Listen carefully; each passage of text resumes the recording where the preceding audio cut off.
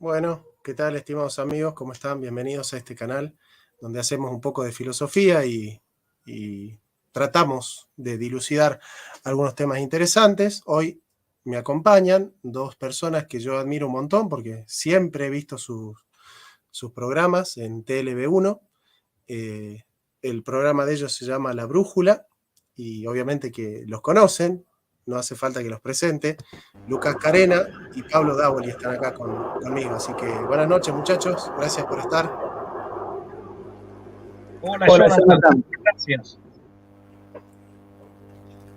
Un gusto. Un gusto estar con ustedes realmente. Le contaba siempre a Lucas que muchas tardes de chocolatada me han acompañado, estudiando muchos temas que lo sé por ustedes. Así que bueno, para mí es un orgullo, estar con ustedes acá, poder charlar con ustedes y tocar este tema que es de trascendental importancia. Así que me gustaría que comiencen, muchachos, contándonos por qué consideran que sería importante pensar a Occidente, ¿no? Que Occidente se piense a sí mismo. ¿Qué opinas, Lucas? Bueno, ante todo es un gusto por primera vez, porque con ambos ya tengo una relación, una amistad de hace algún tiempo. Con Pablo ni hablar, y además que tenemos un emprendimiento, un proyecto juntos, que es La Brújula, como tantos otros, tenemos un libro en coautoría. Y con Jonathan te conozco a la distancia, todavía no personalmente, esperemos que eso no esté destinado a durar para siempre, que alguna vez nos podamos reunir. Bueno, quiero decir que cuando uno,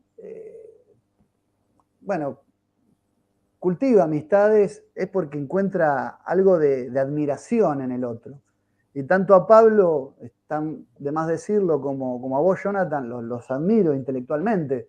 Si no creo que no, yo creo que no creo en la amistad como mera afectividad.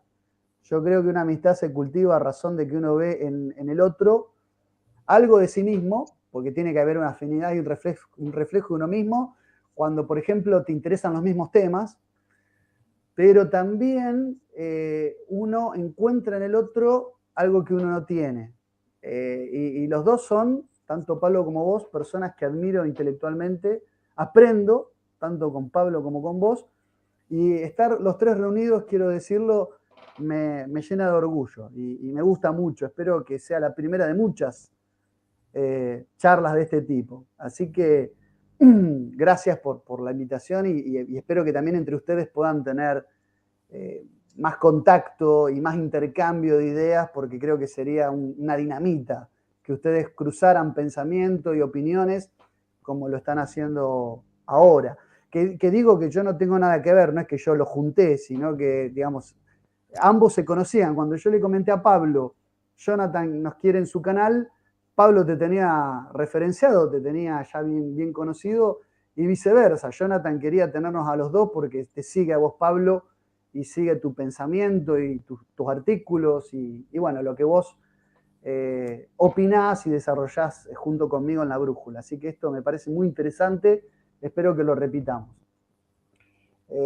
Respecto del tema, bueno, decíamos antes en la trastienda con Jonathan, que es inalcanzable, inabordable, no necesariamente por una complejidad que la tiene, sino por su amplitud. Hablar de Occidente en crisis, creo que ha sido, bueno, lo que se ha mantenido vigente en las cavilaciones de todos nosotros, por eso hacemos lo que hacemos y escribimos lo que escribimos.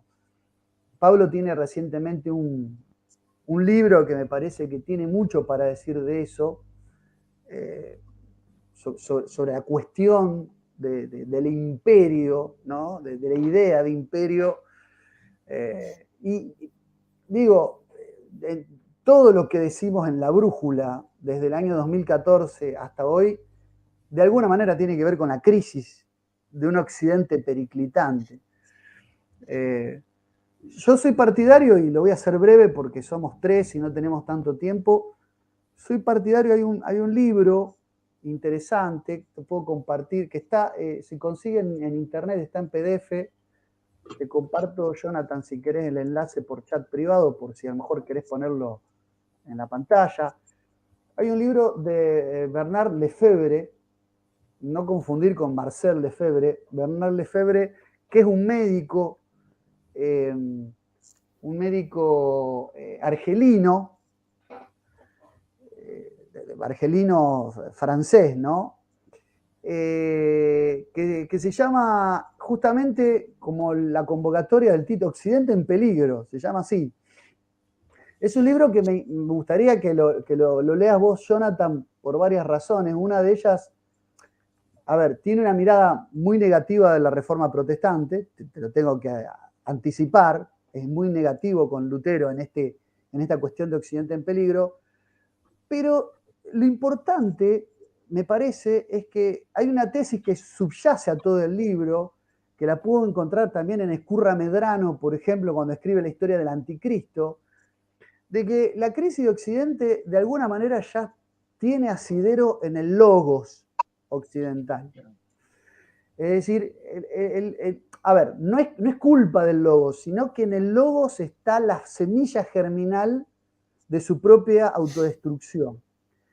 Es decir, el pensamiento crítico, logotípico, propio de Occidente, la cuestión reflexiva, esa racionalidad que luego se torna instrumental, pero que en algún momento es la idea de entender las cosas de una perspectiva racional, implica una objeción de autoridad que se empieza a hacer cada vez más radical en Occidente.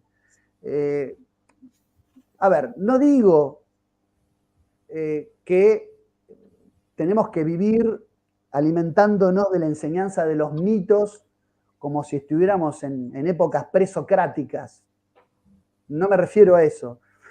Pero sí me da la sensación de que Occidente, en su pensamiento crítico, reflexivo, así como ha dominado los distintos aspectos y los distintos espectros del mundo actual, también ha abandonado su tradición, cosa que no ha pasado en Oriente.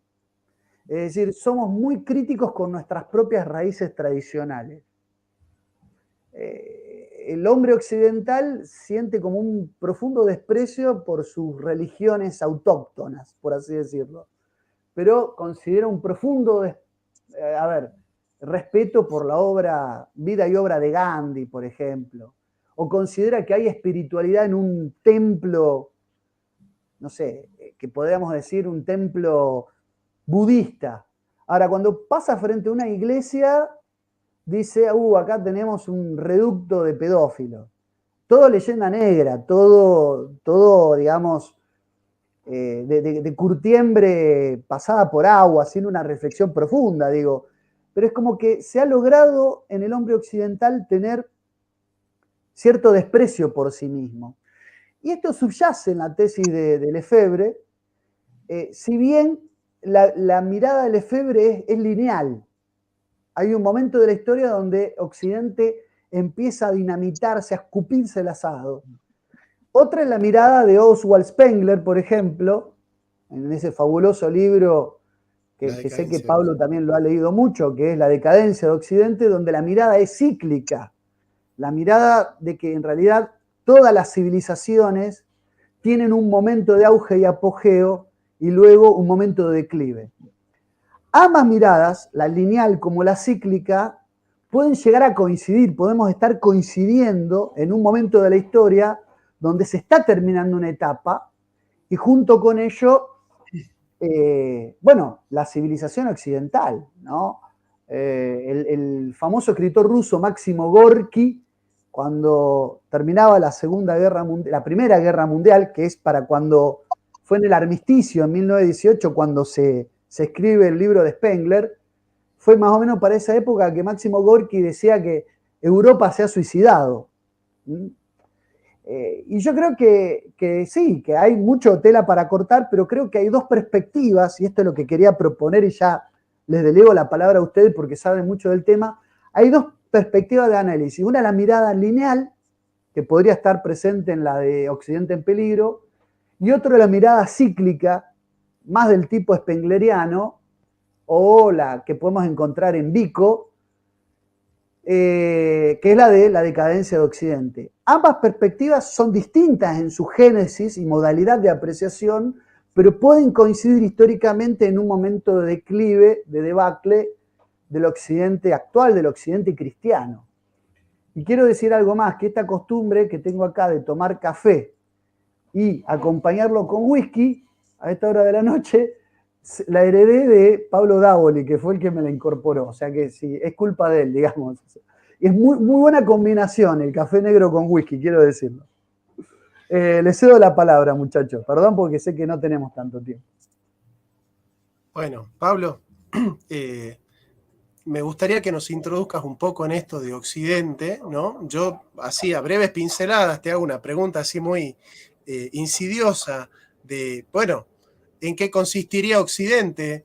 Me animo yo a esbozar una tradición central de Occidente en base a el encuentro tripartito de filosofía griega, derecho romano y fe cristiana. En ese intersticio de estas tres grandes líneas culturales, creo que lo central de Occidente es la institución, con todo el peso de la palabra institución, ¿no? Es una fe que se instituye en una iglesia, que tiene autoridad frente a Dios y frente al pueblo, se instituye el derecho, se instituye el pensamiento, ¿no? Y con esa fuerza de costumbre y de tradición que tiene la palabra instituir, institución, ¿no? Lo permanente, lo estable, aquello sólido que se instituye. Me parece que por ahí va un poco la crisis de Occidente, ¿no? La crisis de las instituciones, la crisis de lo sólido que se va disolviendo en el aire, diría Marx por ahí en el Manifiesto Comunista.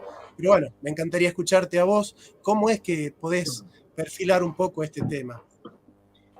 Bueno, nuevamente muchas gracias, Jonathan. Y la verdad que, bueno, hago propias las palabras de Lucas. Es un placer estar acá y un honor que me hayas invitado.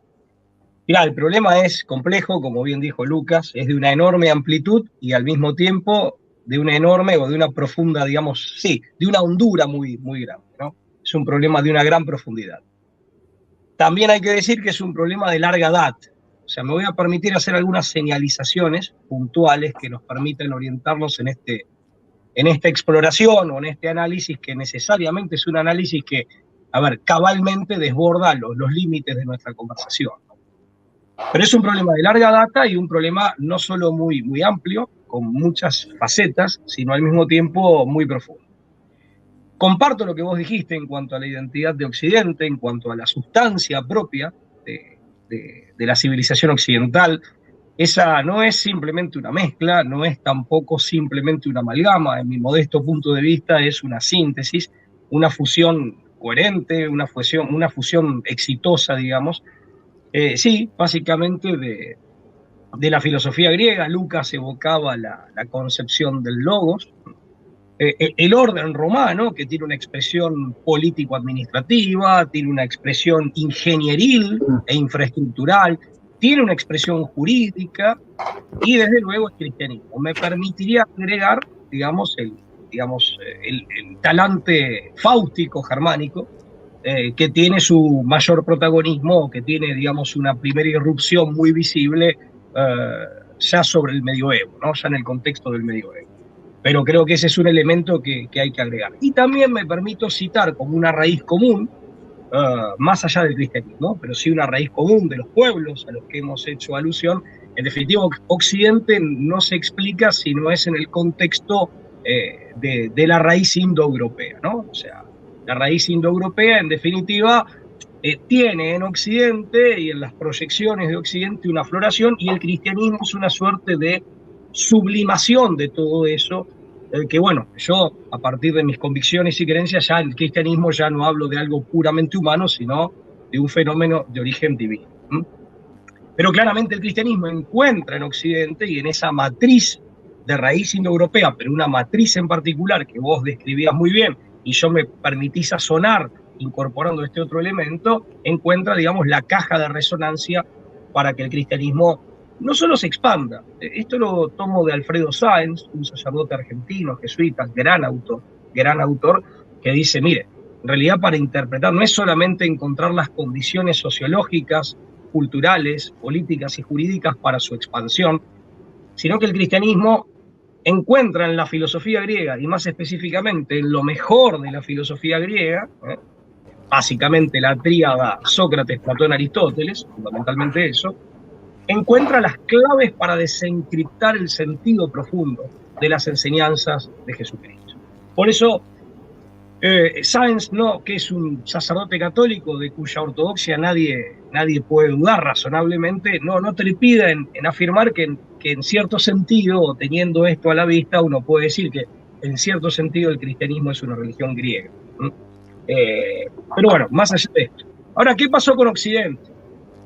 El problema de Occidente es que ha traicionado o ha abandonado sus propias raíces, que ha abandonado o ha defeccionado respecto de sus propios fundamentos.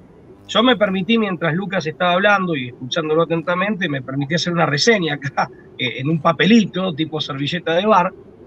A ver, hay un abandono de la razón metafísica. Esto ya es la modernidad, ¿no? Y en la modernidad, que es la que terminamos conociendo como tal. Porque en realidad hubo una modernidad no disruptiva, alternativa, representada por el mundo hispánico, del cual nosotros somos parte, pero esa no es, digamos, la vertiente que al menos en términos geopolíticos y de hegemonía ha logrado consolidarse. Tuvo un momento de consolidación, pero después, digamos, ha quedado relegada a un papel secundario o a su propia disolución. Eso es otro tema, pero creo que las causas de esta crisis básicamente es el abandono de la razón metafísica, que justamente es lo que Heidegger en el siglo XX va a advertir y va a reclamar, que hay que volver al orden del ser, que hay que recuperar el ser, la noción del ser, el conocimiento del ser, que eso incluso es anterior a Sócrates, es parmenidiano, ¿no? Hay un extravío del sentido de trascendencia o un adormecimiento del sentido de trascendencia, aparece el inmanentismo propio del hombre moderno, de la modernidad, que es la modernidad que todos conocemos, que es la que finalmente se ha impuesto. Bueno, desde ya se adormece la percepción de la divinidad, la conexión con la divinidad, que no solamente es racional, y en esto, desde la perspectiva filosófica, que es un producto del intelecto, tenemos en Platón tal vez la mejor referencia, porque es un intelecto asistido por otras facultades de la psique, de la estructura psíquica, y eso está más claro en Platón que en Aristóteles. Bueno, hay un abandono de eso, y hay una pérdida del sentido de lo sacro.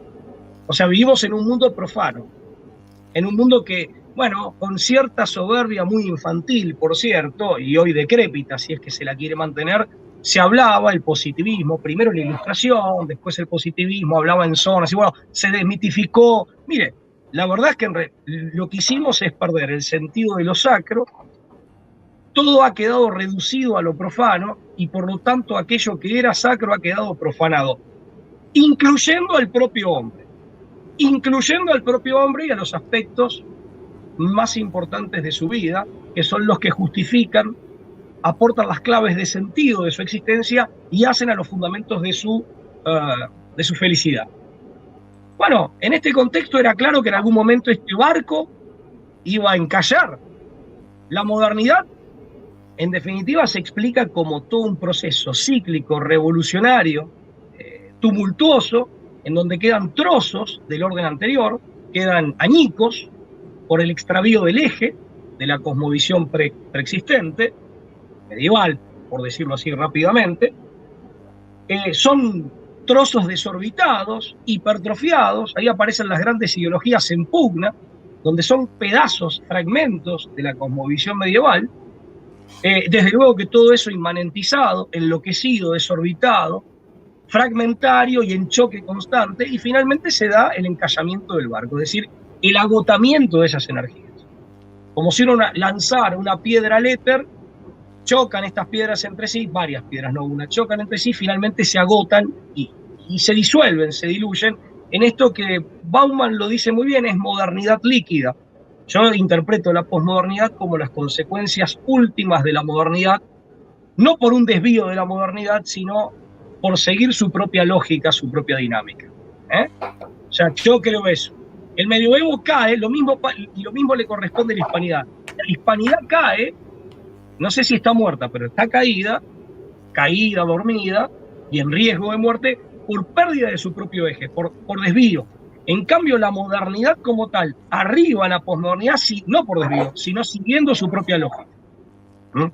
Porque viene con esos vicios, decimos los abogados, esos vicios redivitorios, son vicios de origen. ¿No? Pero bueno, eso es un poco el modestísima y apretadísima síntesis que, bueno, pude lucubrar ahora, ¿no?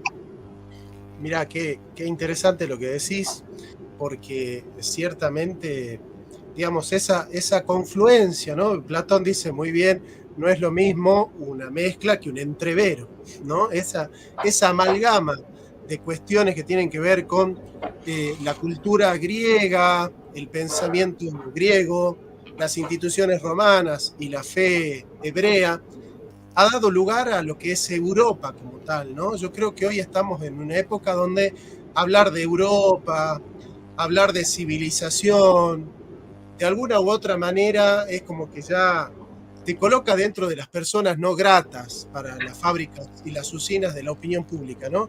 Y pregunto por el tema de la ciudad, ¿no? La civitas, la ciudad, porque ciertamente Europa es una civilización, la cristianitas, ese gran marco en el cual han confluido todas estas vertientes indoeuropeas claramente que han podido de alguna manera hacer una Aufhebung, un recogimiento de la tradición semítica, de las tradiciones orientales, pero cimentando una tradición que de alguna u otra manera dejó de ser recogida ya desde el mismo Kant, desde el mismo Descartes, cuando se hace moda la tabla rasa, el poder horadar la tradición en pos de un advenir presentante que va siendo sido y que nunca llega a ser nada porque nunca se recoge a sí mismo.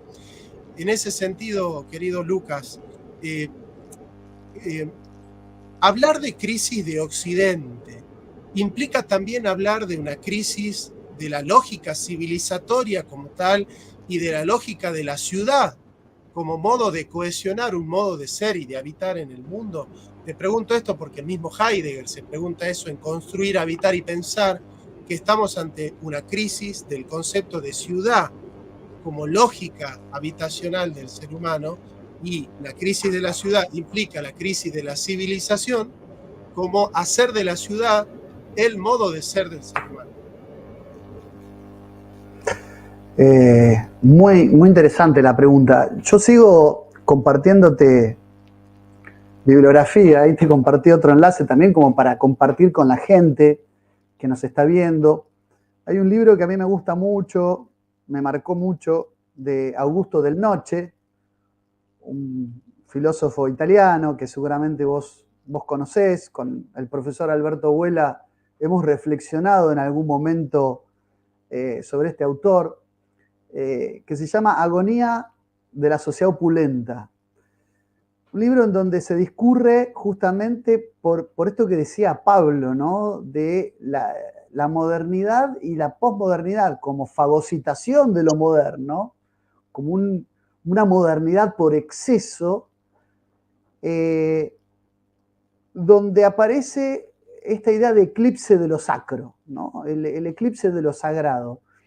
La idea de la autonomía que nos lleva a una pérdida del orden de lo sagrado y del pensamiento metafísico, ¿no?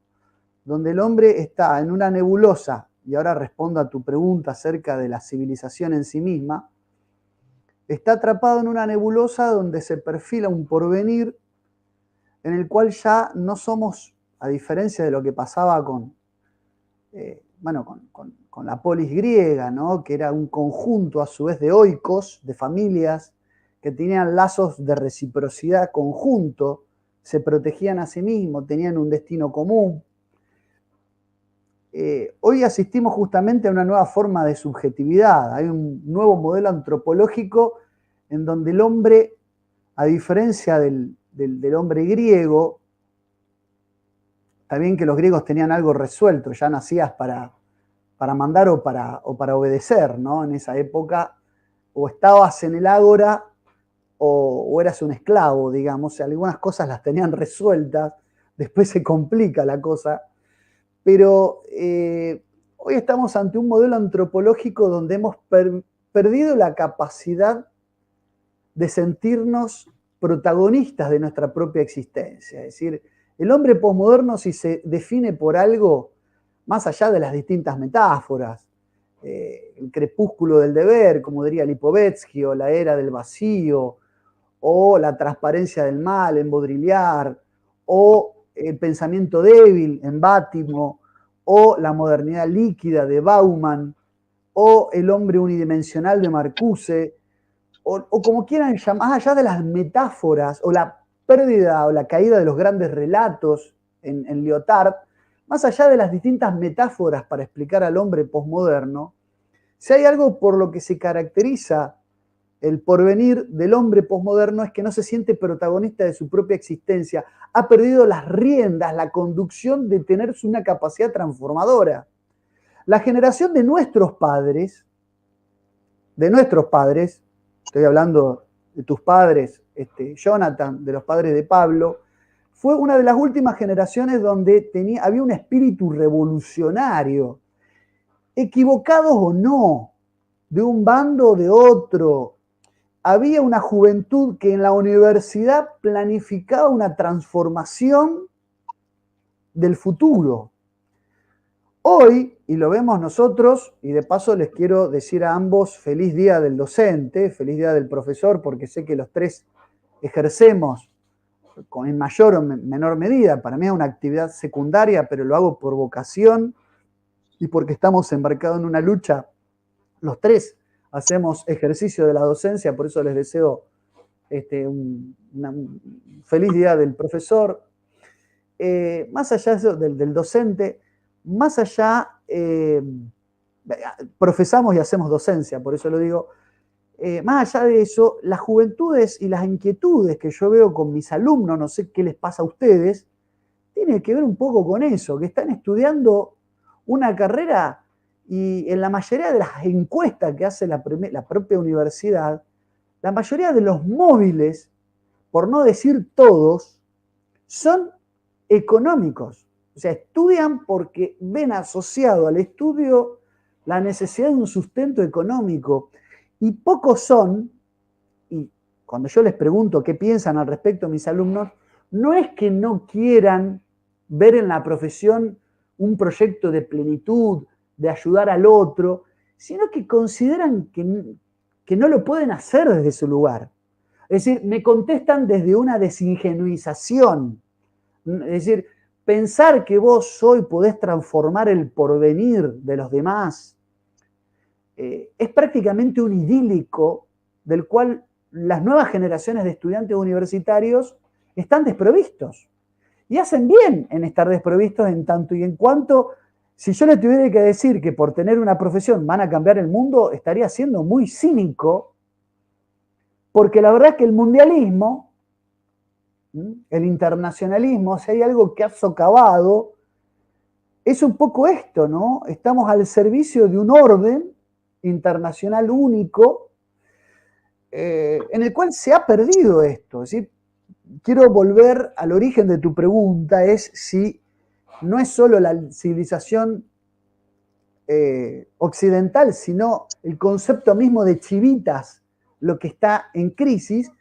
Y yo creo que sí, porque hoy estamos ante un mundo cada vez más planificado, más privatizado, más ingenierizado, y lo que uno puede hacer es ser un gran consumidor.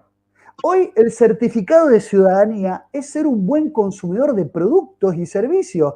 Por eso Augusto del Noche habla de la sociedad opulenta, porque lo mejor que esta modernidad pudo darnos en última instancia es la posibilidad de consumir bienes materiales, de cambiar el auto, de irnos de vacaciones, pero no somos protagonistas estelares, no tenemos el papel protagónico de nuestra propia existencia. Estamos arrojados, y con esto no me quiero poner heideggeriano, sacándole un poco de contexto, estamos arrojados en un porvenir del cual no nos podemos salir mucho del libreto.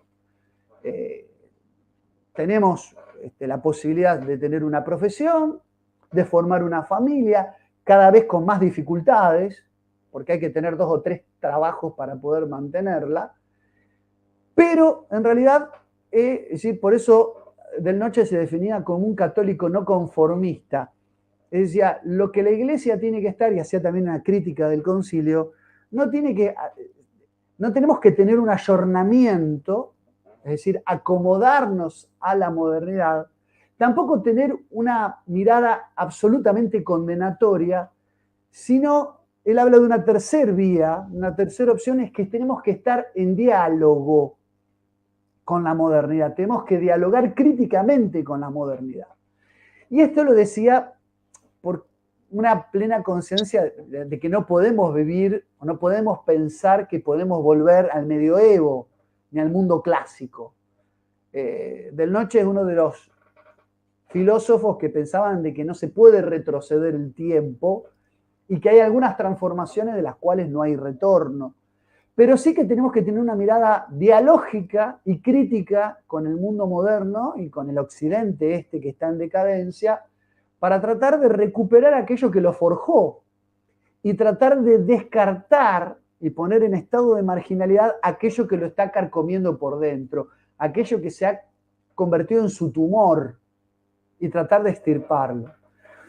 Entre ellos el culto a la materia, la desacralización de la mirada de las cosas.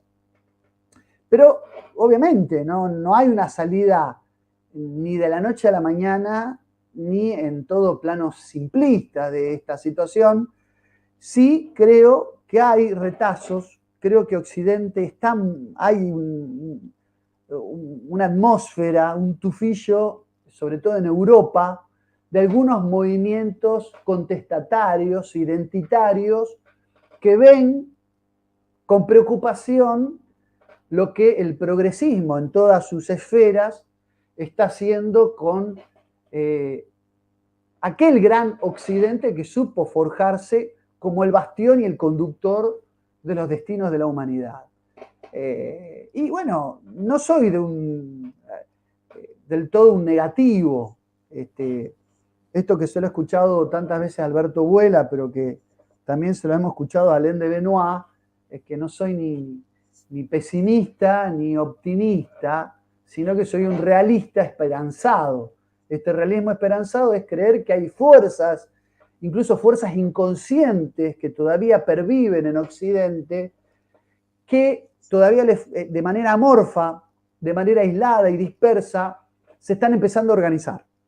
Y creo que en algún momento va a ser ebullición y vamos a tener una respuesta a lo que estamos viviendo, cada vez más despedazado y deconstruido de este Occidente que ha desviado, ¿no?, el rumbo y que necesita volver a recuperar sus raíces y a dialogar, bien digo, consigo mismo. No me quiero ir y extender de más con el uso de la palabra, pero bueno, podemos seguirla. Bien, claro, ciertamente una de las preguntas que cabe señalar en virtud de parecería de este agotamiento, ¿no? Es como que estamos en los últimos estertores de Occidente. Primero, si no cabe esperar nada más de Occidente, pero hay una pregunta que me parece clave y que tiene una cierta lectura medio nietzschiana y heideggeriana, Pablo, que es esa idea de que el agotamiento de Occidente es fruto del Occidente mismo, es decir, no se podía esperar otra cosa de Occidente que no sea que devenga Occidente, ¿no? Y eso tiene que ver con una lectura de la historia de la filosofía. Yo creo que Heidegger es como el representante más importante de esta idea de asociar Occidente con filosofía y filosofía con platonismo, ¿no? Y filosofía con metafísica y metafísica con platonismo. Entonces, de Platón a Nietzsche, va a decir Heidegger, se da la historia de la metafísica como la historia de la técnica o de la metafísica imagen del mundo, que de alguna manera, y yo creo que ahí comparte Heidegger un poco con Ébola y con otros, es como que ya desde la construcción de Occidente y desde la institucionalización de Occidente se ha perdido una tradición originaria que hay que recuperar, que para Heidegger no es una tradición originaria simbólica y mitológica, sino estrictamente filosófica, que tiene que ver con el legado de Parménides, Anaximandro y Heráclito. pero sin embargo ven en Platón la genuflexión de una tradición anterior que decliva en una especie de esfera técnica, ¿no es cierto?, en la cual, por ejemplo, Heidegger, en una entrevista a Der Spiegel, va a decir: la bomba atómica explotó con el proemio de Parménides. Es decir, ya en esa lógica del ser, en esa lógica de la técnica, en esa lógica de la frónesis, donde la dianoia va a fijar el futuro del hombre, olvidando ese estado de abierto en el que el hombre primitivo parecía habitar la verdad. Desde Platón hasta Nietzsche, la metafísica se convirtió en la era de la técnica, y Occidente es eso. Occidente es la maquinación, Occidente es la técnica, Occidente es la metafísica, Occidente es el logos, diría Lucas hace rato muy bien, ¿no? Es el logos devenido. Y bueno, entonces cabe la pregunta, ¿es válida la lectura de pensar que la crisis de Occidente es fruto del Occidente mismo? ¿O hay algo que se ha introducido en Occidente con Schopenhauer, con toda esta moda de introducir en Occidente cuestiones orientales, cuestiones, ya en las escuelas secundarias prácticamente el cristianismo no tiene sentido? El macrismo se encargó de introducir en las escuelas secundarias de la Argentina rituales orientales, el yoga, la meditación trascendental y muchas otras cosas que dan a entender la caducidad del cristianismo como la moda, como la manera que tiene el ser humano de vivir su espiritualidad, la caducidad de la metafísica como modo de pensarlo al hombre, la caducidad del derecho como modo de garantizar nuestra dignidad humana. En virtud de esa caducidad, esta crisis de Occidente, ¿es fruto del Occidente mismo o se ha injertado en Occidente una tradición que no le es propia y es el caballo de Troya que lo está destruyendo? Querido Jonathan, debo confesarte que pocas veces me han desafiado de una manera tan seria, porque la pregunta tiene una agudeza que me va a exigir intelectualmente a mí, y voy a intentar muy modestamente responder ese planteo que vos muy inteligentemente hacés, yendo a la médula, a lo que en mi modesta opinión es la médula del problema. Primero, también muy modestamente, no estoy de acuerdo con esa diagnosis heideggeriana. Yo no le echaría la culpa a Platón, en todo caso le echaría la culpa al contexto de Platón, que es un contexto de decadencia frente al cual Platón reacciona primero Sócrates. Entonces, ¿por qué digo esto? Y esta es una primera diferencia que tengo con ese planteo heideggeriano, pero también eboliano, pero también está en Alfred Rosenberg, en el mito del siglo XX. Y yo ahí tengo una disidencia, más allá del profundísimo respeto que tengo hacia estos autores, que son autores que sabían mucho más que yo. Pero bueno, lo que yo supongo, lo que yo sostengo muy modestamente es lo siguiente. El ser tiene, digamos, tres modalidades de manifestación: verdad, bien y belleza. El ser tiene tres facetas a través de las cuales se expresa: verdad, bien y belleza. En la antigua Grecia, con anterioridad al logos y al desarrollo filosófico, había una aproximación estética, es decir, por la puerta de la belleza. Por eso primero fueron grandes artistas y después fueron grandes filósofos. Cuando se atrofió ese sentido estético que nos habla de una intuición para lo perfecto, para lo absoluto, para lo divino, en estado más puro, que se había perdido. Esto lo explica muy bien un autor politólogo, psicólogo, el que introdujo la psicología organizacional en la Argentina, profesor de la UBA, Stan Popescu, en Autopsia de la Democracia. Pero también lo explica muy bien, si bien tangencialmente, Denis Martos, en uno de sus libros, no recuerdo si es Los atenienses o Los espartanos. Ahora bien, ¿qué pasa con Platón? Cuando se atrofia ese sentido estético porque hay un hombre que se corrompe, porque hay un hombre que se hace más imperfecto, y Platón tiene clara conciencia de esto, no solo hablando de los atenienses, o sea, también cuando nos habla de los atlantes, ¿correcto? Y nos habla de civilizaciones preexistentes, Platón tiene clara conciencia de la caída, que es una idea muy cristiana, pero Platón tiene clara conciencia de la caída. Hay un intento de rescate del ser a través de la puerta de la verdad, por la puerta de la verdad, es decir, mediante el intelecto. La culpa no es de Platón, la culpa es del extravío previo. Platón lo que intenta es remontar el barrilete, si se me permite la expresión. Y lo hace muy bien. De hecho, para mí, lo hace mejor que Aristóteles. ¿Por qué? Porque en Aristóteles ya tenemos un puro intelectualismo, no en Platón. No en Platón. En Platón, los saberes esotéricos, las verdades que vienen por epifanía o por intuición, están vivas y están presentes. No digo que Aristóteles las niegue. Digo que en Aristóteles, o al menos lo que conocemos de Aristóteles, no está visible.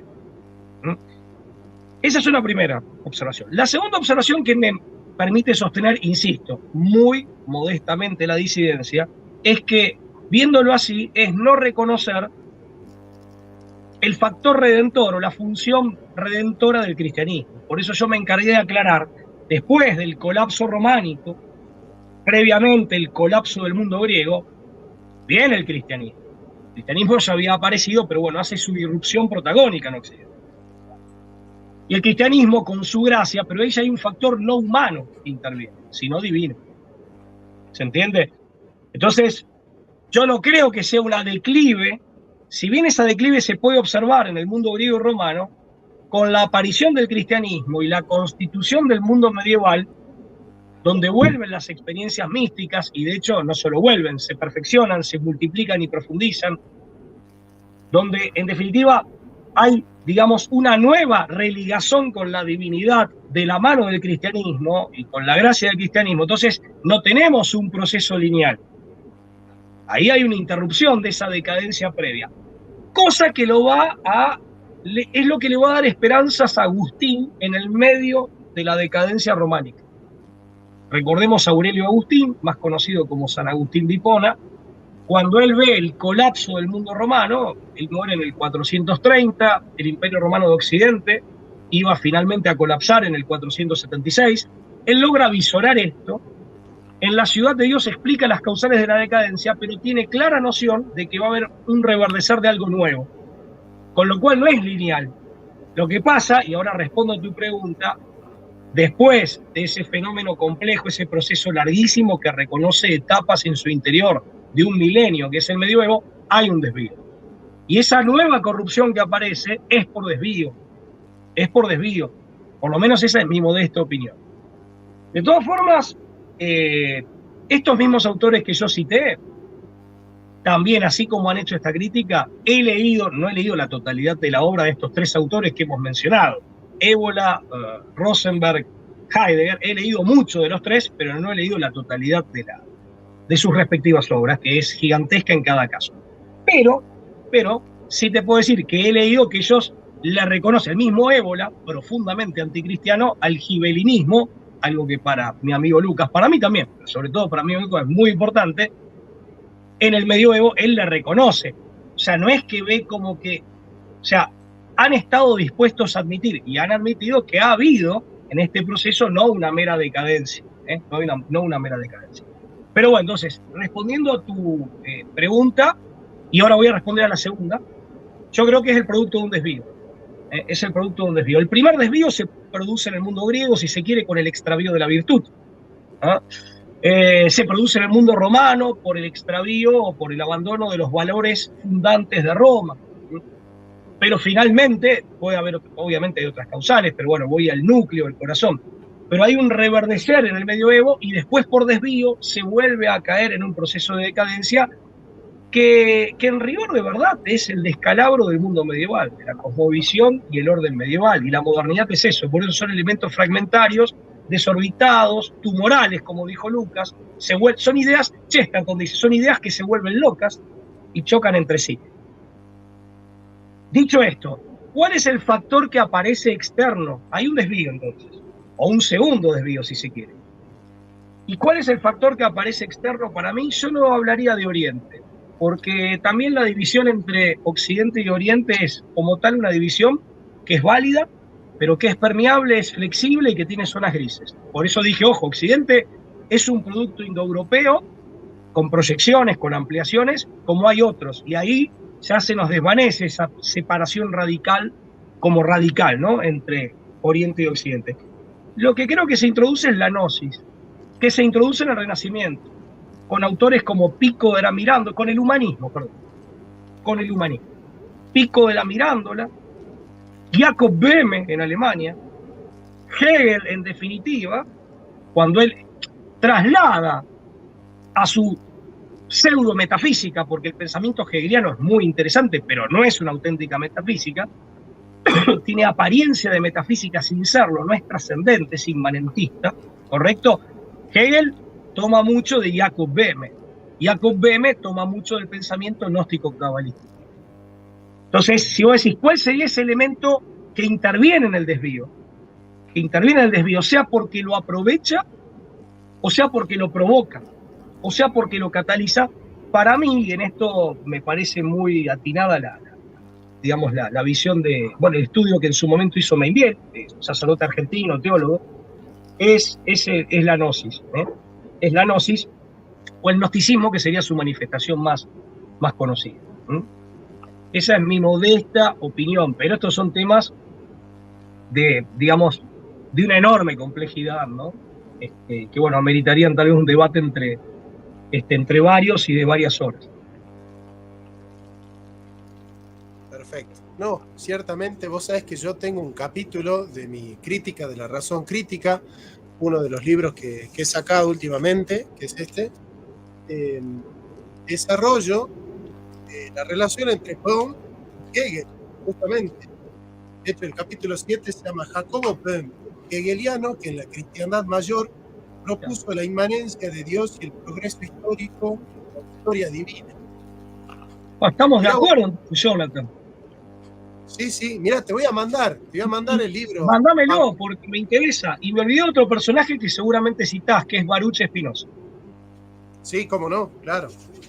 Claro, de hecho, Spinoza habita en una época muy curiosa, de la cual me gustaría que Lucas nos pueda hablar un poco del gibelinismo, ¿no? Y cómo el gibelinismo podría ser una especie de expresión sublime de Occidente, ¿no?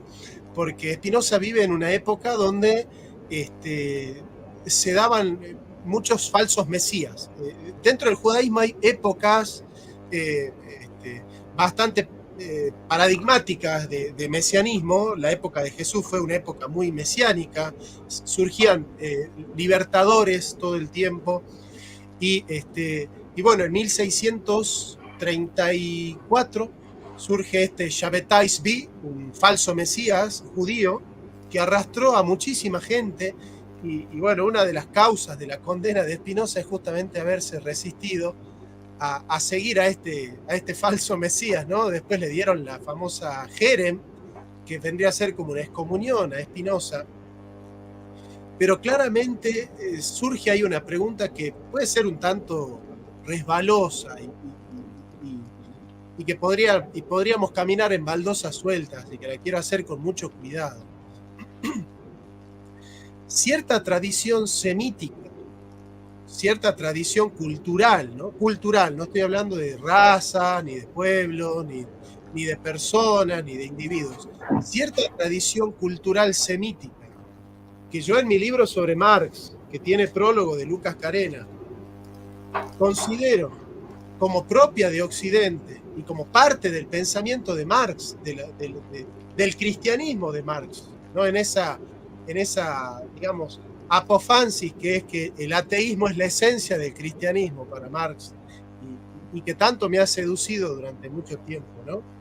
Este semitismo, esta tradición semítica que consagra para mí, digamos, parte de la esencia de Occidente, sin entrar en debates ni en polémicas así, como digo yo, resbalosas. ¿Crees vos, Lucas, que está dentro de Occidente o que está en conflicto con Occidente? Esa tradición mítica, que no hablamos ni de raza, ni de persona, ni de pueblo, sino de una tradición cultural. No, está clarísimo y está todo relacionado. Vos sabés que cuando Pablo empezó a hablar de gnosis, empezó a hablar de Jacob Böhm, bueno, indudablemente ese camino que va de Spinoza a Hegel, antes de que lo nombre, era imposible no pensar en el libro de la Cábala al progresismo de Julio Membiel, justamente porque él hace un estudio donde encuentra esa parte inmanentista del pensamiento occidental, en donde se mete la Cábala como un aspecto semítico, pero como un aspecto semítico a su vez corrompido. Recordemos que el semitismo de la Cábala es un semitismo que se mezcla con la Cábala sebeísta de los hijos de Cam, o sea, con la Cábala, el oscurantismo y el ocultismo camita. Es decir, hay un semitismo puro, un judeo-cristianismo, dice Membiel, y hay un semitismo corrupto, que es el que se mezcla con los hijos de la cábala de los hijos de Cam. En el pensamiento occidental, que tiende hacia el panteísmo, que tiende hacia el inmanentismo, que tiene su lugar cumbre con la filosofía para Membiel de Hegel, por este hecho de que el ser es su manifestación, donde en el fondo hay una mirada en Membiel donde no hay distinción entre creación, creador y criatura. La creación y el creador es la misma esencia que se divide, mientras que para la tradición cristiana necesariamente la creación es multiplicación y no división del ser en aspectos, en sefirots, que esto es bien de la Cábala, la cuestión de la división sefirótica como aspectos del demiurgo. Esta cuestión que está presente en Membiel, muy cuestionada, está resuelta porque ese inmanentismo termina en el hombre occidental de la mera acción. Justamente Del Noche, libro del que hace unos minutos estuvimos haciendo mención, cuando dice esto de la imposibilidad de volver a una tradición clásica medieval como tal, y habla de un diálogo no modernista, cita, creo que es el capítulo 12 de Trinitate de Agustín de Hipona, que también lo mencionó de manera muy oportuna Pablo, donde en el capítulo 12, si no me equivoco, habría que revisar bien, de Trinitate, Agustín de Hipona habla de la doble dimensión del hombre activo, del hombre de la acción y del hombre de la contemplación, el hombre contemplativo. Recordemos que así como Pablo decía que Platón convivía mejor con esa metafísica que no del todo se disocia de lo mitológico, del mitos, mientras que ya en Aristóteles hay casi como un racionalismo más puro, por así decirlo. No necesariamente hay una negación, pero sí hay una racionalización de todo, y ese aspecto taxonómico clasificatorio en el filósofo de esta gira, no así en Aristócles de Atenas, más conocido como Platón. También en Agustín de Hipona convive ese interiorismo tan necesario que se ve olvidado, por lo menos para gusto Del Noche, y esto también Etienne Gilson lo recupera y se hace eco de ello, para convivir con este occidente periclitante, decadente y en estado de desmoronamiento. Es decir, una de las posibles salidas es volver a ese hombre contemplativo. Y acá el problema del gibelinismo es que el gibelinismo, en última instancia, si tuviera que hacer una definición muy así, abuelo de pájaro, era el recupero del carácter sagrado del poder temporal. del imperator, cuyo ejemplo más emblemático era Federico II de Hohenstaufen, de la casa de Hohenstaufen, que se disputaba con Otón, el güelfo de Baviera, el poder del Sacro Imperio Romano Germánico, era que el hombre activo no tenía que estar divorciado del hombre contemplativo. En esa división, en esa pérdida de la conjunción de la contemplación y de la acción, es que irrumpe a nivel eclesiástico la división entre el carácter y el poder temporal, el poder de la espada, y el cetro papal. Cuando se da yo veo una correspondencia en esa fractura que el gibelinismo no solo niega, sino que combate fervientemente, en que ahí empiezan los problemas, que es cuando el orden sagrado empieza a prescindir o empieza a disociarse y en estado de divorcio del carácter sagrado del poder del emperador para decidir sobre las cuestiones de lo político.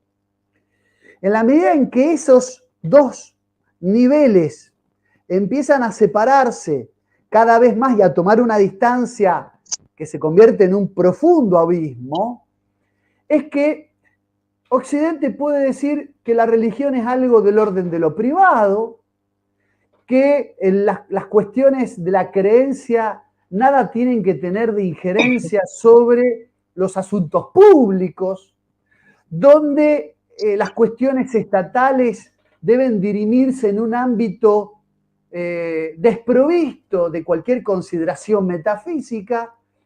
Y ese es el Occidente que hoy nos toca vivir, donde te dicen, no, bueno, la religión está bien siempre y cuando la practiquen es en el ámbito de lo privado y que nada tenga de injerencia sobre la cuestión de la toma de decisiones, que siempre tiene que tener esta característica democrático-asambleísta del hombre activo, del que ya Agustín de Hipona hacía mención en De Trinitate. Y yo creo que hay un continuum, obviamente es muy complejo esto de desgranar, pero hay como una relación directa entre el divorcio del hombre contemplativo, replegado a las cosas que no son de este mundo, del reino que no es de este mundo, y el hombre activo, porque para Del Noche, la muerte, el eclipse de lo sacro, se daba no en el momento en el que el ateísmo, por ejemplo, del marxismo, combatía fervientemente el orden, por ejemplo, de lo religioso.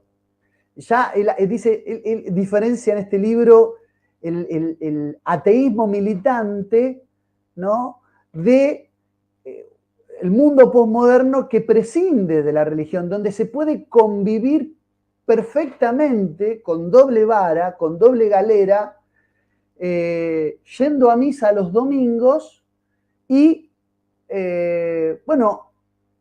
como si esto se tratara de una especie de rutina, pero no haciendo del orden sagrado algo que salpique nuestras vidas en el quehacer de todas las otras manifestaciones del individuo, en tu trabajo, en tu familia.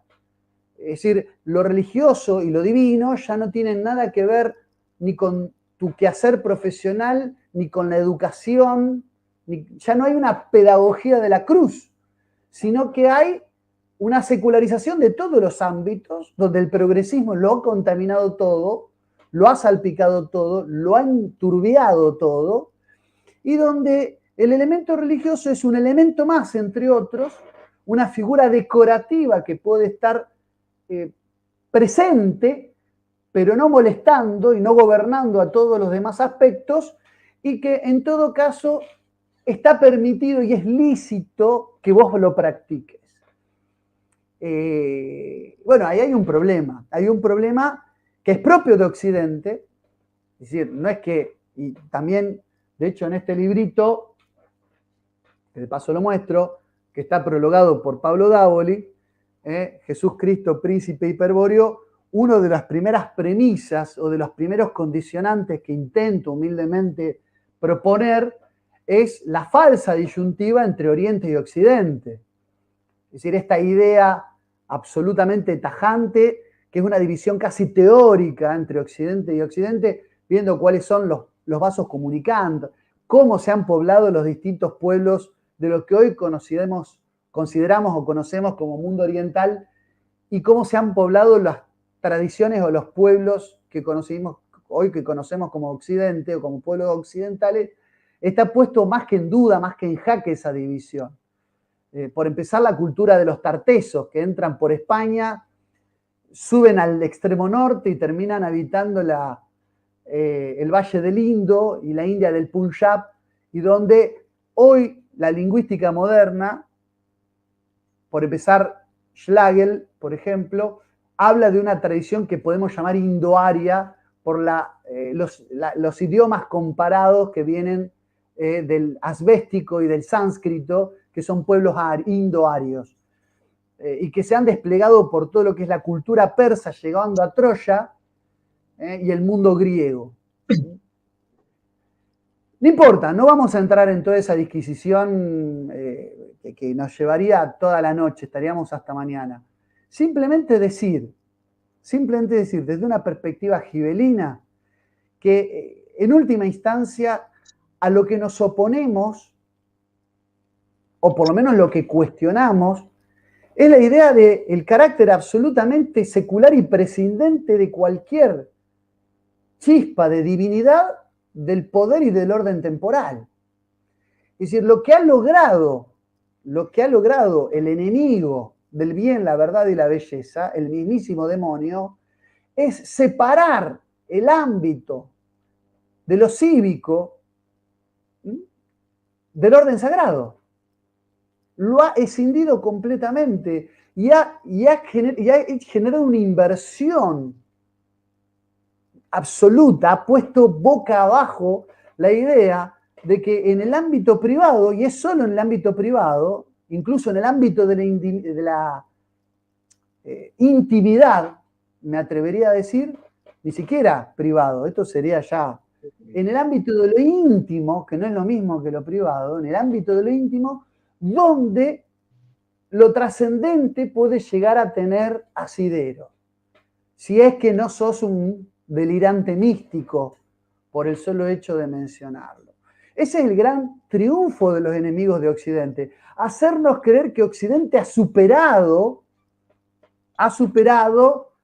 el periodo metafísico. Casi me acuerdo a las lecciones de filosofía positiva de Auguste Comte. Es decir, la idea de lo metafísico como algo que ha quedado ya superado por la filosofía positiva. El mundo, él hablaba de metafísico, filosófico metafísico, y hablaba de teológico ficticio. El primer estadio de su filosofía positiva era el teológico ficticio, donde la religión era solamente la superstición a través de la cual el hombre lograba explicar fenómenos que otrora no podría explicar sino a través de la mera imaginación.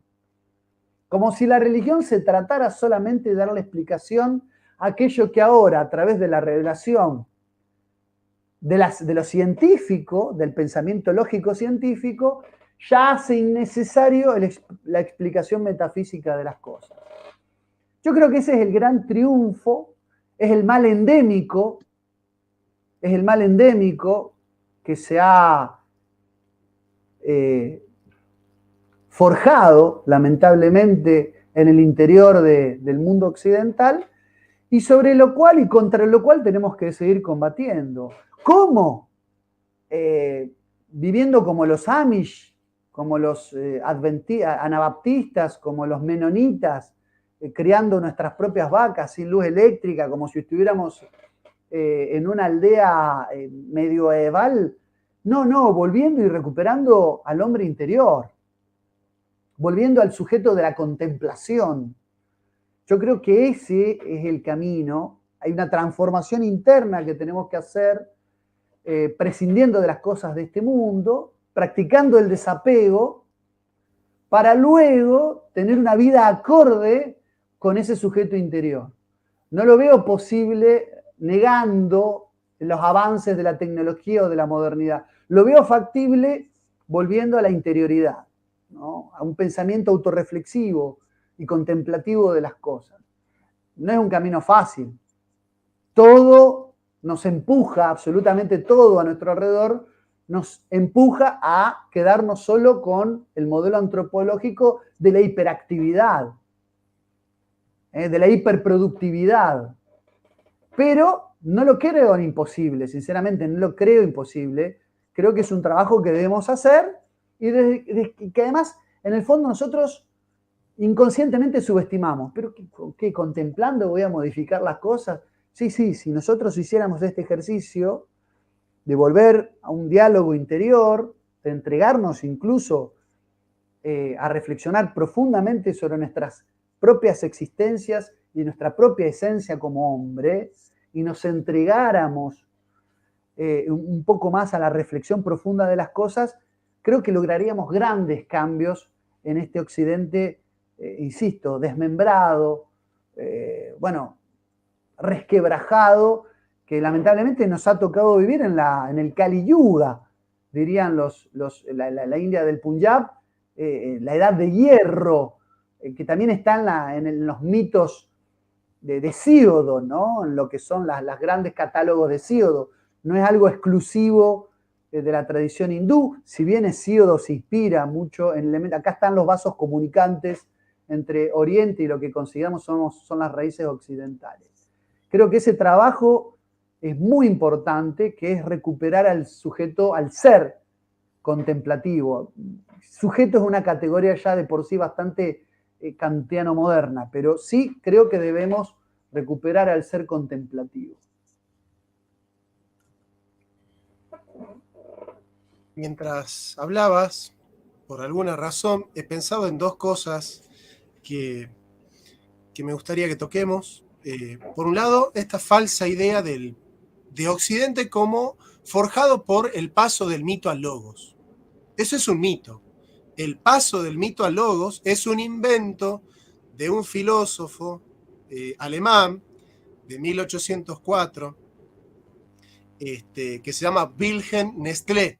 Escribió un libro que se llama Von Mythos zum Logos, el paso del mito al logos, y a partir de ahí surgió toda la parafernalia del paso del mito al logos, que se enseña parece que hasta en los jardines de infantes se enseña el paso del mito al logos, ¿no?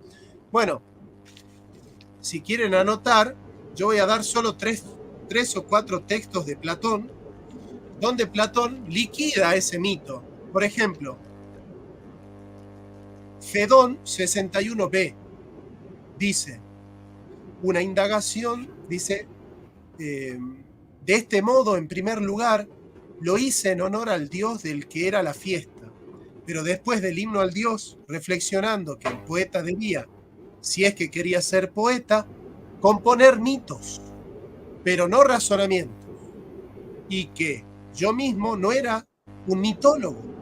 Por esa razón pensé en los mitos que tenía a mano y me sabía los de Esopo. De eso sí hice poesía con los primeros que me topé, dice Sócrates, ¿no? Y utiliza la palabra mitológicos, que es la capacidad de construir mitos con la razón, porque los mitos son tópicas, es decir, son puntales para conocer la verdad, en el esquema del mismo Aristóteles. Platón, República 2, 376e al 377e. Ahora bien, hay dos clases de logos, de discurso. Dice, en griego dice, logos de diton, eidon, tomen, aleces. Ahora bien, hay dos clases de discurso, uno verdadero y otro falso. Así es. Y no hay que educarlos a los niños por medio de ambos, es decir, de mitos verdaderos y mitos falsos. No entiendes que primeramente contamos a los niños mitos y que estos son en general falsos, aunque también haya en ellos algo de verdad. y antes que de la gimnasia haremos uso de los mitos para los niños, dice Platón. Ahora, ¿por qué Platón dice que hay mitos verdaderos y mitos falsos? Porque la verdadera oposición en Occidente no es entre el mito y el logos, sino entre la verdad y la falsedad. Occidente es la cultura de la verdad. Occidente se edificó en base al horizonte de la verdad. Occidente es aleceico. Y la contraposición entre mito verdadero y mito falso es la contraposición entre Homero y Hesíodo. Porque para Platón, Homero cuenta mitos verdaderos y Hesíodo cuenta mitos falsos. Eso es lo que dice Platón siempre.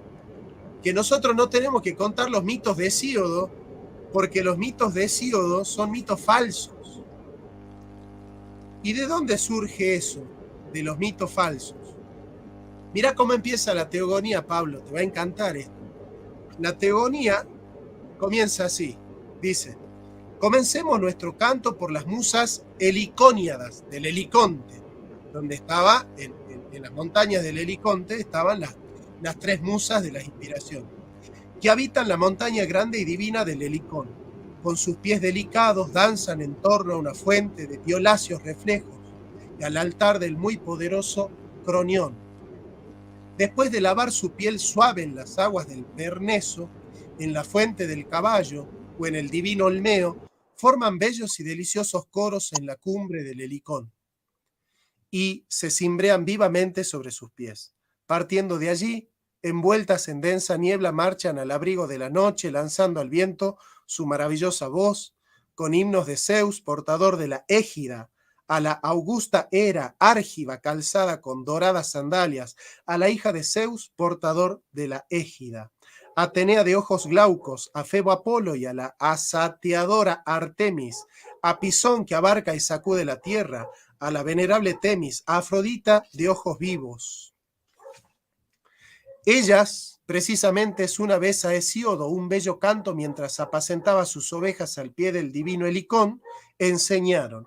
Este mensaje a mí, en primer lugar, me dirigieron las diosas, las musas olímpicas, hijas de Zeus, portador de la égida. Pastores del campo, triste oprobio, vientres tan solo. Esto me encanta, ¿no? Dice, vientres tan solo. Sabemos decir, dicen las musas, muchas mentiras con apariencias de verdad. Sabemos decir muchas mentiras con apariencias de verdad. Y sabemos, cuando queremos, proclamar la verdad. Entonces, lo que está diciendo Platón, y siempre dice Platón, por eso cada vez que escucho un profesor de filosofía hablar del paso del mito al logos, es como que a mí me circula la sangre. Porque es como que no leíste Platón. Platón en ningún momento habla en contra de los mitos. Platón dice que el mito sirve para decir la verdad. Lo que pasa es que hay mitos falsos y mitos verdaderos. El problema es el mito falso, pero también la filosofía falsa. Es decir, para Platón, hay discursos racionales que transmite la verdad y la filosofía que miente. Claro. Totalmente. Pero vos sabés que el tema es en la modernidad, y eso es muy problemático y nos pasa mucho con los alumnos. Lucas habló antes de la docencia. Esa reinterpretación racionalista e intelectualista de los autores clásicos. Pero te digo la verdad, o sea, uno está tan impregnado del espíritu, o por lo menos, no hablo de mí en particular, sino que hablo en general. Estamos tan impregnados del espíritu de nuestra época, espíritu espurio si los hay, que en definitiva, cuando vos querés definir la arete o querés definirla a los aristos y la aristocracia, por ejemplo, tal como era en puridad o era concebida en puridad, y lo mismo pasa con el mito y el logos, necesariamente se cuelan esas tergiversaciones, que a veces tienen un origen ideológico bien determinado o fácilmente determinable, vos recién lo hiciste con este autor alemán, pero a veces responde al espíritu del tiempo, ¿no? Porque estamos en una época que es no solo distinta, sino diametralmente opuesta, pero es tal cual así. Yo siempre les digo a los alumnos que estos autores hay que zambullirse, hay que explorarlos y hay que desenvolverlos, porque además, amén de entrar en el contexto del orbe mental, no solo el contexto, digamos, sociocultural, sino en el contexto espiritual y mental, también hay otro límite, que es el de la terminología. hay una suerte de terminología y de estilo literario que es muy ajeno a los jóvenes de hoy. Incluso a veces a nosotros mismos, a los que ya somos más grandes. Entonces hay que hacer un esfuerzo intelectual especial. Pero son autores en donde en definitiva sí uno se tiene que zambullir para encontrar esas viejas verdades y ver de qué modo aquellas verdades se constituyen en claves interpretativas y en principios de solución para muchos problemas de nuestra época. Pero bueno, es un trabajo arduo, pero bueno, eso es parte del desafío propio de la docencia para quienes lo asumimos con este compromiso, ¿no es cierto? Te agradezco la cita porque sinceramente no podía ser de otra manera, ¿no? O sea, me gratificó y me deleitó profundamente. Mirá, para que vayamos terminando, me gustaría que leamos dos párrafos de la Carta sobre el Humanismo de Heidegger, porque me parece que acá está un poco lo que es el destino de Occidente. Yo sé que ustedes no son muy heideggerianos, pero sé que, No sé que tenemos tampoco nada son, en contra tampoco, ¿eh? no son nabos. Entonces pueden leer tranquilamente cualquier filósofo. Mirá lo que dice Heidegger, así termina la Carta sobre el Humanismo. Dice, lo que pasa es que por ser un buscar y un indagar en lo no pensado, el pensar no es solo una aventura. Como pensar del ser, el pensar es reclamado por el ser en su esencia. El pensar se refiere al ser en cuanto a eso que adviene. En cuanto a tal pensar, el pensar está vinculado al advenimiento del ser. Y en cuanto a advenimiento está vinculado al ser. El ser ya se ha destinado al pensar. El ser, o sea, ya está dispuesto, ¿no? El ser es en cuanto destino del pensar. Pero el destino es en sí mismo histórico. Su historia ya ha llegado al lenguaje, al no decir en el decir de los pensadores. Y los pensadores para él son como los centinelas, los poetas, ¿no? Hölderlin. Bueno, el único asunto del pensar es llevar al lenguaje este advenimiento del ser que permanece y en su permanecer espera al hombre. Por eso los pensadores esenciales dicen siempre las mismas cosas, ¿no? Esto lo decía Sócrates, ¿no? Pensar es decir lo mismo y de la misma manera, lo cual no significa que digan cosas iguales. Naturalmente solo se las dicen al que se compromete a seguirles con el pensar y a repensarlos. Desde el momento en que, rememorando históricamente, el pensar toma en cuenta el destino del ser, ya se vincula a lo conveniente y conforme al destino. Huir a refugiarse en lo igual está exento de peligro. El peligro está en atreverse a entrar en la discordia para decir lo mismo. Amenazan la ambigüedad y la mera discordancia. La primera ley del pensar es la conveniencia del decir, del ser en cuanto destino de la verdad, y no las leyes de la lógica, que solo se pueden convertir en reglas a partir de la ley del ser. Pero atender a lo que se conviene al decir que piensa no solo supone que tengamos que meditar cada vez qué hay que decir del ser y cómo hay que decirlo. Igual de esencial será meditar si debe ser dicho lo por pensar, en qué medida debe ser dicho, en qué instante de la historia del ser, en qué diálogo con ella y desde qué exigencias. Y mirá lo que dice abajo, dice, ya es hora de desacostumbrarse a sobreestimar la filosofía y por ende pedirle más de lo que puede dar. En la actual precariedad del mundo es necesaria menos filosofía, pero una atención mucho mayor al pensar, menos literatura, pero mucho mayor cuidado de la letra. El pensar futuro ya no es filosofía porque piensa de modo más originario que la metafísica, cuyo nombre dice la misma cosa, pero el pensar futuro tampoco puede olvidar, ya que, como exigía Hegel, el nombre de amor a la sabiduría para convertirse en la sabiduría misma bajo la figura del saber absoluto, el pensar se encuentra en vías de descenso hacia la pobreza de su esencia provisional. El pensar recoge el lenguaje en un decir simple. Así, el lenguaje es el lenguaje del ser. Como las nubes son las nubes del cielo, con su decir, el pensar traza en el lenguaje surcos apenas visibles. Son aún más tenues que los surcos que el campesino con paso lento abre en el campo, ¿no? A decir el sendero del bosque, ¿no? Más más metafísica, perdón, dice, más cuidado con el pensar y menos lógica, más cuidado con la palabra y menos literatura. Esta idea de que necesitamos más filosofía, ¿no? Yo escucho a muchos profesores decir, necesitamos más filosofía. Y yo siempre digo, el problema no es que haya más filosofía, el problema es qué tipo de filosofía estamos haciendo, Claro, qué tipo de pensamiento estamos nosotros desarrollando en virtud del destino de Occidente. Y Lucas dijo algo que para mí es maravilloso y con eso me quiero quedar, hacernos hijos y padres de la historia. Nosotros no somos solo padres de la historia, también somos hijos de la historia, pero no somos solo hijos de la historia.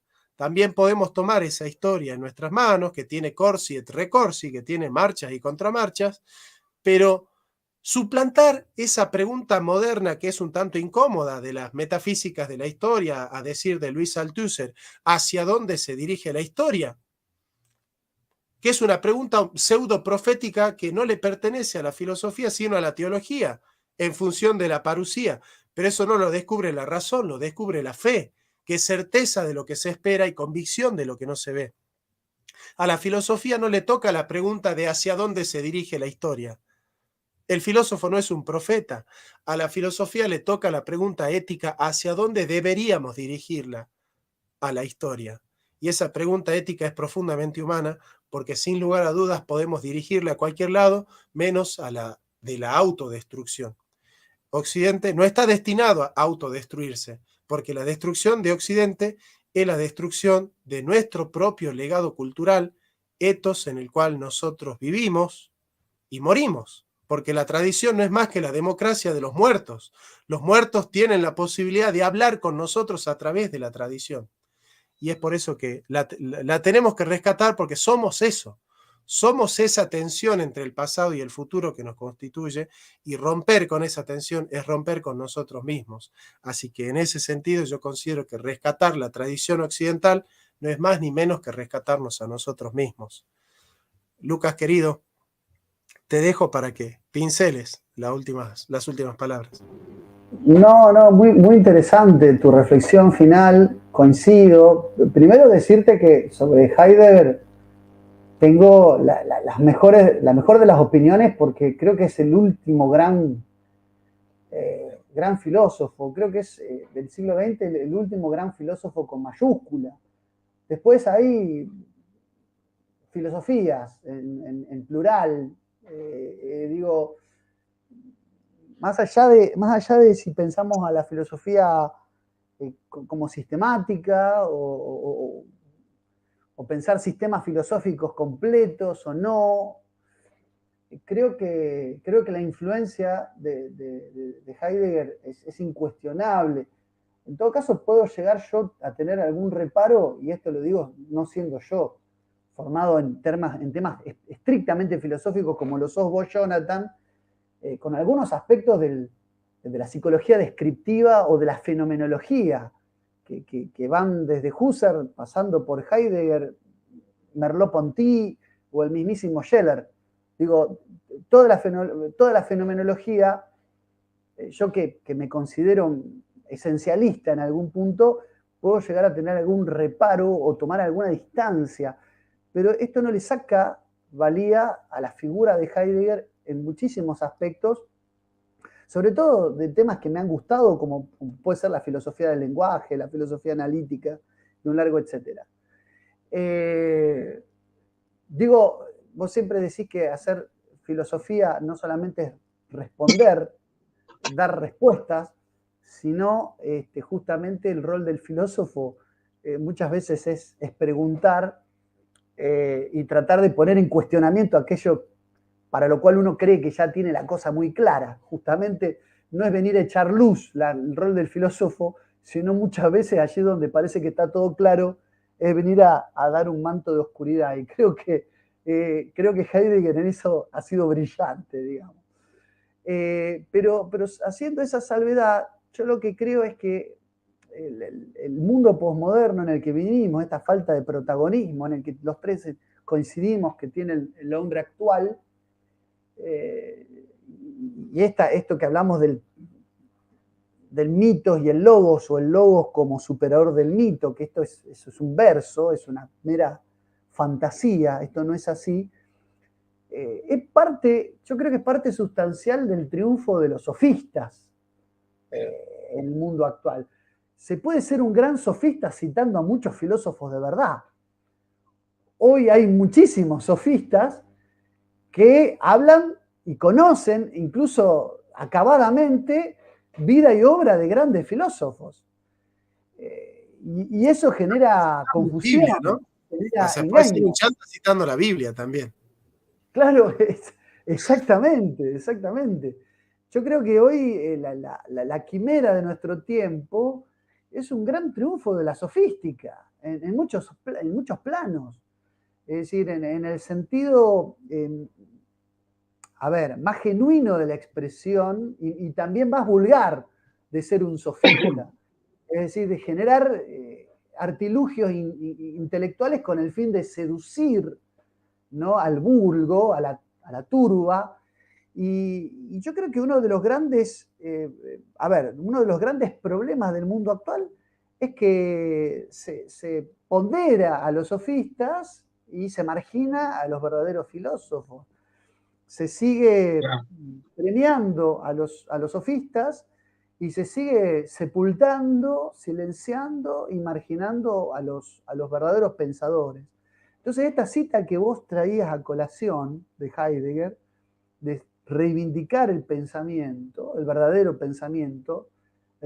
pensar, creo que es una invitación, es una interpelación que nos tenemos que hacer. Por eso yo creo que ese gran debate y esa gran lucha socrática contra el sofismo está más vigente que nunca, está más en boga que nunca, y creo que ahí es donde está, es decir, Occidente se ha convertido en un remedo, en un redil de sofistas. Me refiero a un pensamiento vacío, un pensamiento seductor, pero sin fondo, sin sustancia. Y desde ese, con ese problema de base, los grandes problemas en todos los otros ámbitos de la vida del hombre occidental, que vive de espejos de colores, que vive enmarañado en espejismos que no hacen propicio, ¿no?, el pensamiento profundo que hay que recuperar. No es fácil identificar hoy a los verdaderos pensadores, a los verdaderos arqueguetas del mundo actual. No es fácil identificarlos, pero generalmente no son famosos, no son conocidos, generalmente tienen, no escriben para muchos, sino que hablan para pocos, y hay que saber buscarlos, hay que saber encontrarlos. Vos hoy me hablabas de que te gustaría conocer más el pensamiento de Ébola, cuando estábamos así en la trastienda. Bueno, Ébola es un tipo absolutamente postergado del pensamiento de las universidades. Acá en Argentina, Marcos Guío lo recuperó de casualidad y tradujo gran parte de sus obras, pero justamente se interesó por la obra de Ébola porque nunca había encontrado a nadie, absolutamente a nadie que lo cite. Un hombre que murió en la miseria. Y en la miseria no me refiero solamente económica, sino en la miseria intelectual, sin absolutamente ningún tipo de distinción ni reconocimiento. Entonces, un poco salirse de lo conocido por todos puede ser una vía. Yo reivindico mucho a un pensador que se llama Attilio Mordini, que es un católico gibelino, eboliano, que critica de Ébola el no exclusivismo de la tradición perenne. Es decir, para él sí hay una religión verdadera por sobre las demás.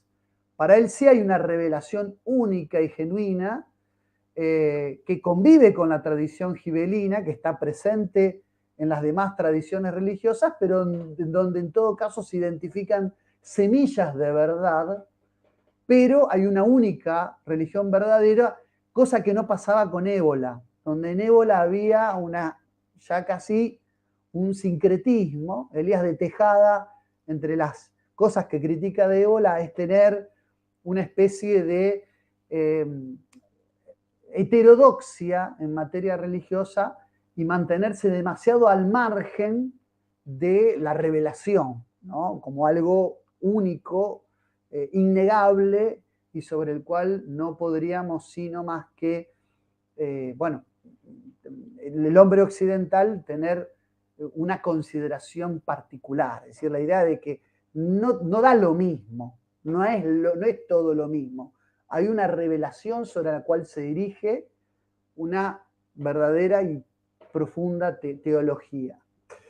Cualquiera sea, digamos, el caso, y con esto termino y le cedo la palabra a Pablo para que haga su reflexión final.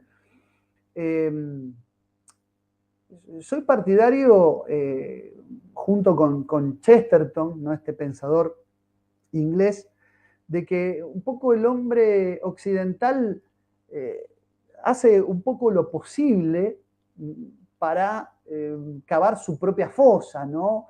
Hace como inexplicables esfuerzos para boicotearse a sí mismo.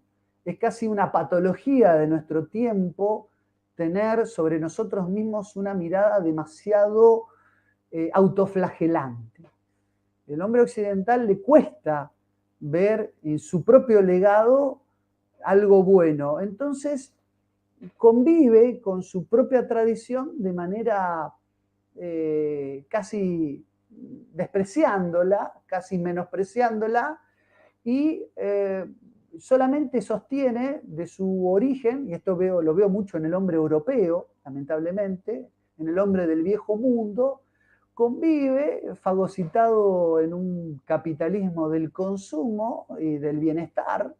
Esta es la agonía de la sociedad opulenta, pero, insisto, haciendo caso omiso de su rol protagónico. Ya ha perdido incluso la noción de todo lo que el hombre occidental, del hombre blanco, y lo digo sin ningún tipo de racialismo, pero el hombre blanco occidental como un fenotipo, ¿no?, de forjador de cultura, ha sido capaz de legar para el resto de las comunidades. Y no pasa con otras culturas.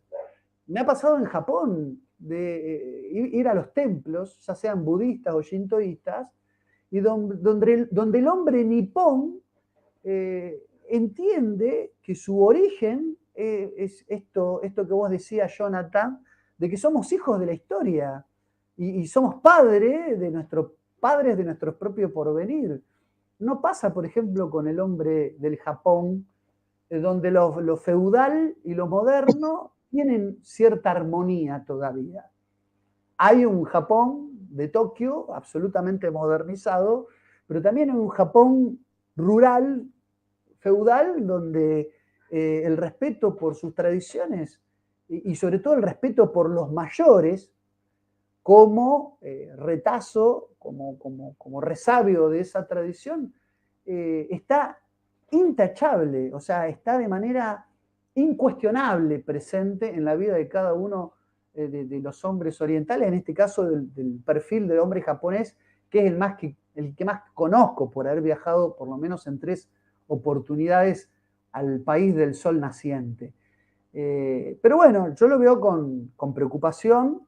De todos modos, insisto, y vuelvo a esto del principio, creo que hay ciertas fuerzas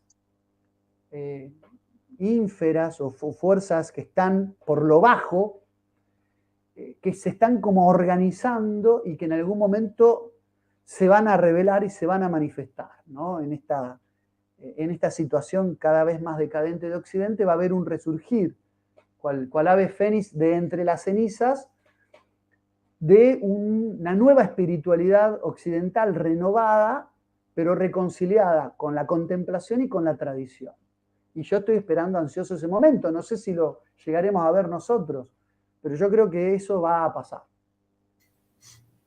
Deseamos que pase, ¿no? Pero como en la historia, reina la contingencia y no la necesidad, lo único que sabemos que necesariamente va a suceder es que Cristo va a volver, la segunda venida de Cristo.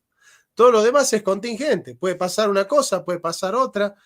Lo único que podemos hacer es expresar un deseo y trabajar para que ese deseo se cumpla, ¿no? Sin esas teleologías sartreanas de el mundo marcha hacia el socialismo, o la historia marcha hacia la liberación, o ¿no? Y esas escatologías históricas que, bueno, son un tanto temerarias, porque todavía nosotros estamos esperando, ¿no? La llegada del paraíso terrenal, donde el lobo dormirá junto al cordero, que nos iba a traer el capitalismo, la Revolución Francesa, el comunismo y tantos otros grandes relatos que hizo muy bien la posmodernidad en enterrar, porque son esos relatos que son relatos de relatos, pero que no hablan de nada, ¿no? Porque si todo es la palabra, ya no hay nada que decir. Pero a quien sí queremos escuchar y quien sí tiene algo para decir es Pablo Dávoli, que admiramos profundamente, y es un orgullo para nosotros que cierres esta charla tan linda que hemos tenido con algo que quieras transmitir, hermano. No, gracias a vos y en todo caso la admiración es mutua, o sea, de mi parte hacia tu persona, Jonathan, que aparte vos sos un auténtico cultor de la filosofía.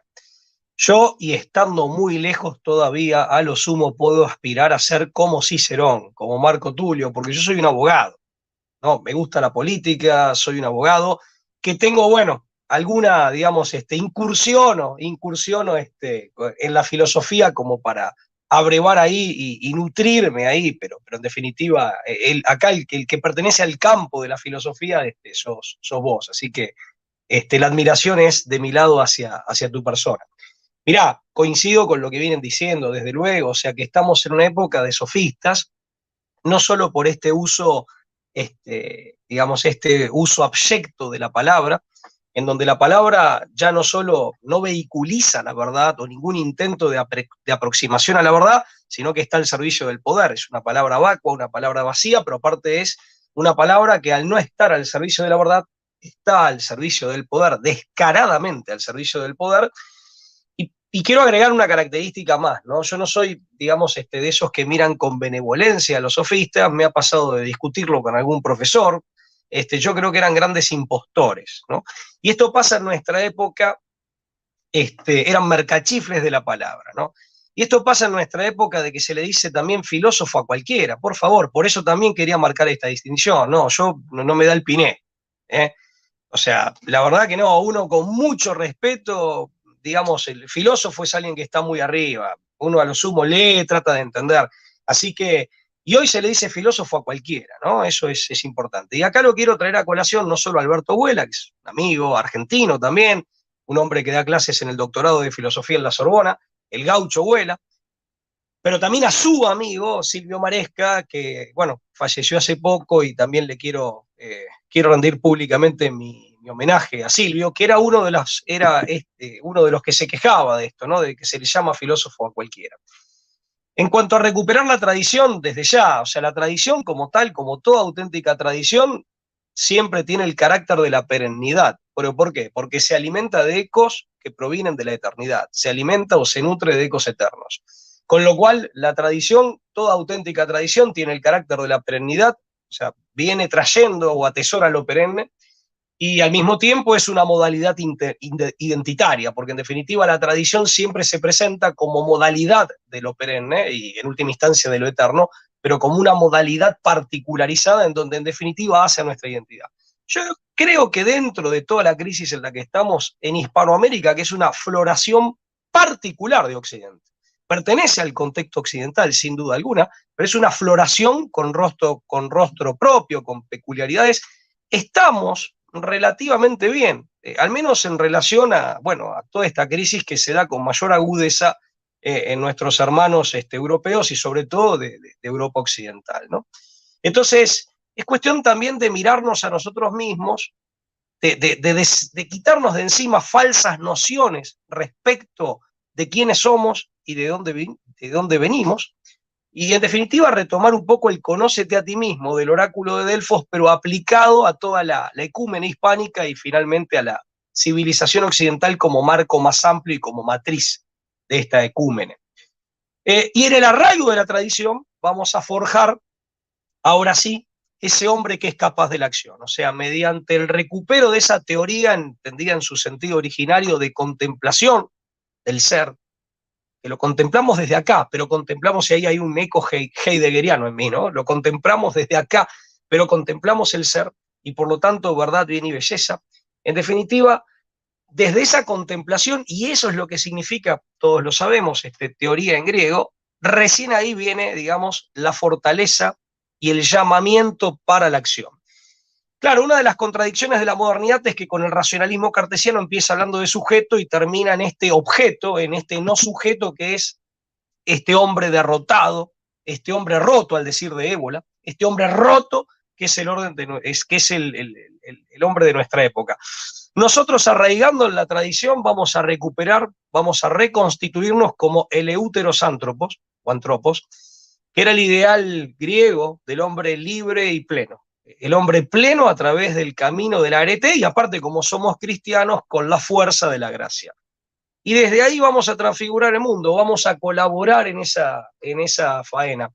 Mira, soy un convencido de que el bien siempre triunfa y esa es una convicción que tengo desde la fe, pero también desde la más pura racionalidad humana, desde la recta razón humana.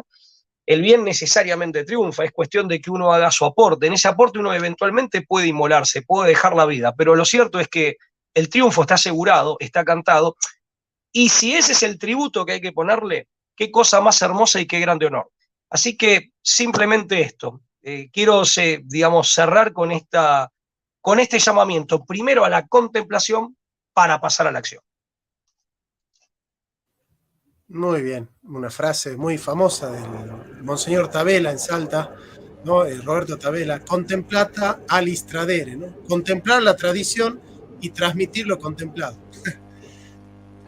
Un fuerte abrazo a los dos, gracias muchachos. Jonathan, yo Vaya. quería aprovechar y vi que justo lo mencionaron en el chat, ya que hablamos de Alberto Vuela, que nos felicitamos por Lo de por Silvio. docentes y demás.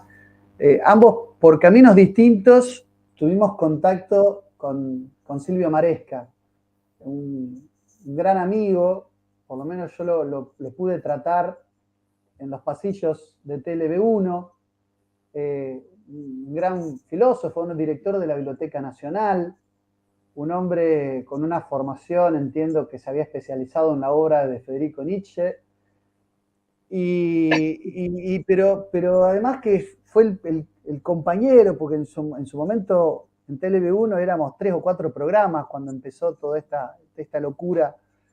Y entre ellos, bueno, Disenso era el programa que hacían conjunto, había 3 duplas. Estaba la de Proyecto Segunda República, Adrián Salvucci, Quique Romero, estaba La Brújula que hacíamos con Pablo, y estaba Disenso, que era el programa de filosofía del TLB1 que hacía una dupla pero, inigualable. De hecho, a veces Ricardo Poviersin, que también conoces, y yo a través de él te conocí a vos, Jonathan, una vez que tuvimos también un encuentro por este medio. A veces hacía algún reemplazo, aparecía también en el programa, hablando de Heidegger o de Bátimo. Bueno, yo quiero decir que Silvio Maresca me pareció un tipo fabuloso, un tipo desprejuiciado, un tipo con un humor siempre cargado de plenitud, de buen humor, de buena onda. Era esos tipos con los que me gustaba cruzarme en los pasillos porque siempre tenía alguna anécdota para contar.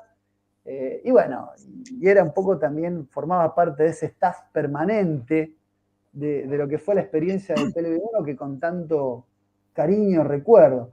Y seguramente ustedes también. Así que bueno, quería su paso a la otra vida, a la eternidad, quería hacer una mención y bueno, incluirlo en las oraciones de los 3 que estamos acá para que su alma se eleve, ¿no? Así que quería simplemente recordarlo porque los 3 lo conocemos y seguramente tenemos la mejor de las opiniones de él. Pablo. te sumás, me imagino.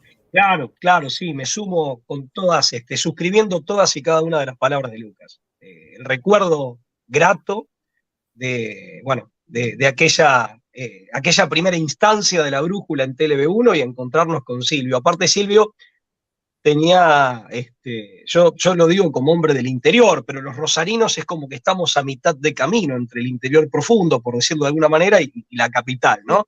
Los cordobeses, de hecho, nos cargan y nos dicen con alguna malicia que somos porteños frustrados, pero yo siempre digo, Silvio tenía las mejores características típicas de los porteños, y ninguna de las que con justicia o sin ellas se les achaca que serían malas.